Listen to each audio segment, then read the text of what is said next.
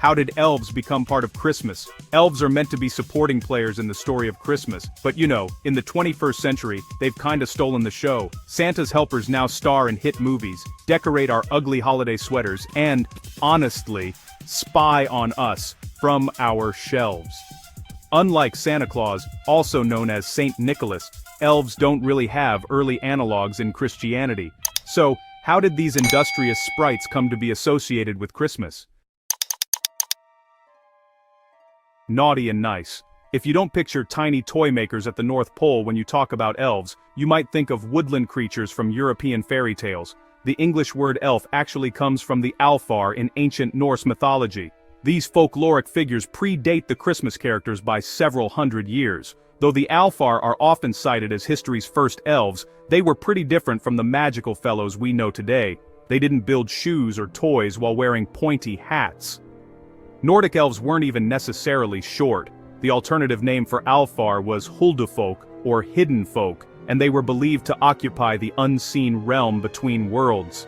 Beyond that, there wasn't really a solid set of characteristics defining the creatures across myths. The ancient Nordic people probably pictured them looking similar to humans. Legends of human-like creatures that lived just out of sight in the shadows of our world soon spread through pre-Christian Europe.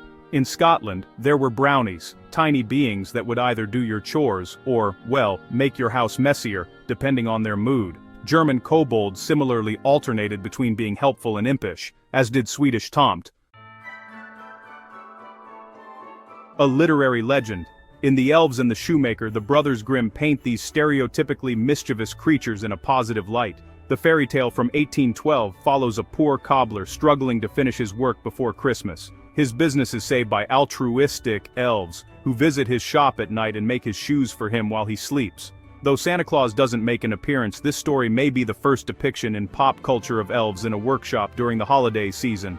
Not long after that story's publication came one of the most influential poems on the modern Christmas myth, the 1823 work, A Visit from St. Nicholas, or 'Twas the Night Before Christmas, as it's more commonly known, helped shape the image of Santa Claus and the tradition of gift-giving on Christmas. It also refers to Saint Nick as a jolly old elf, a line that tied the magical beings to the holiday.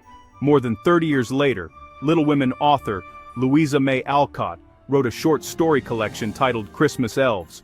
Though some credit her with the invention of the Santa's helpers legend, this claim is impossible to prove. Christmas Elves was never published and the manuscript is lost to time, which means scholars know little about it beyond the title. A poem from 1857 published in Harper's Weekly likely did more to solidify the image of Christmas elves in pop culture. Titled The Wonders of Santa Claus, it tells of a team of elves all working with all their might to make a million of pretty things, cakes, sugar plums, and toys to fill the stockings, hung up, by the little girls and boys. By the early 20th century, the concept of hard-working Christmas elves was mainstream enough to be reproduced by Norman Rockwell and Walt Disney. Holiday heavyweights. To many kids today, Christmas elves are as recognizable as Santa Claus himself. They're often dressed in fur-trimmed costumes with pointy hats and gold-buckled belts, a look popularized by Rankin Bass's Rudolph the Red-Nosed Reindeer from 1964 and recreated in Elf from 2003. Buddy the Elf's wardrobe came so close to the animated television special that the production team actually had to secure special legal permission to use it. Movies aren't the only places these characters pop up. Watch enough commercials or, visit enough department stores this time of year, and you're likely to spot them. These elves are more wholesome than the original creatures from ancient folklore, but they haven't lost their mischievous nature altogether. Just ask a family whose home is at the mercy of Elf on a Shelf throughout the month of December.